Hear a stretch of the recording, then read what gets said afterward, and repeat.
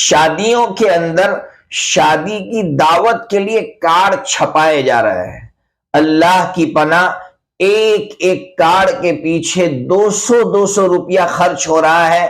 آپ سوچئے کہ اگر 1000 کارڈ چھپوا رہے ہیں تو 2 لاکھ کا خرچ صرف کارڈ کے پیچھے ہو رہا ہے، جس کی کوئی ضرورت نہیں ہے. آج تو سوشل میڈیا کا زمانہ ہے، واٹس ایپ کا زمانہ ہے، آپ جو ہے دعوت اس کے ذریعے سے پہنچا سکتے ہیں. اگر سارے لوگ مل کر اگر اس کی طرف آئے تو آ سکتے ہیں، آنا چاہے تو آ سکتے ہیں، اور سب کہہ دے بھائی ہمیں جو ہے دعوت آپ واٹس ایپ کے ذریعے سے بھیج دینا، ہمیں کارڈ کی کوئی ضرورت نہیں ہے. اگر سب مل کر اس غلط اسراف کو، اس غلط رسم کو اور اس پیسے کی ویسٹنگ کو ختم کرنا چاہے اور پیسوں کو صحیح جگہ پر لگانے کے لیے ہم سب مل کر کوشش کرنا چاہے تو ہو سکتی ہے. آج یہی قوم کتاب پڑھنے کے لیے تیار نہیں. اگر ہم کہیں گے کتاب خریدو تو کہیں گے میرے موبائل میں ہے میں پڑھ لوں گا. تو شادی کا دعوت نامہ اگر تیرے موبائل میں آئے تو کیوں نہیں پڑھ سکتا ہے؟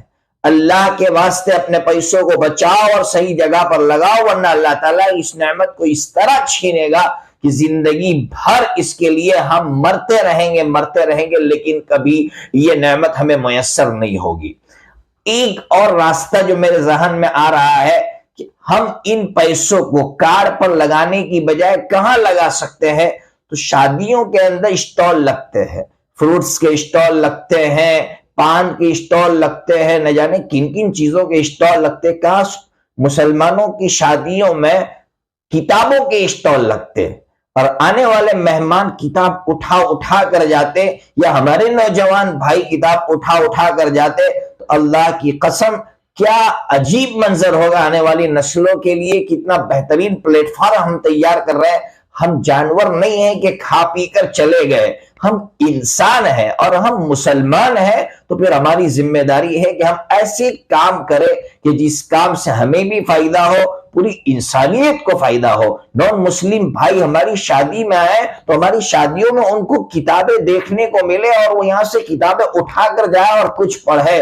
اللہ تبارک و تعالی تمام مسلمانوں کو مال صحیح جگہ پر لگانے کی توفیق عطا فرمائے.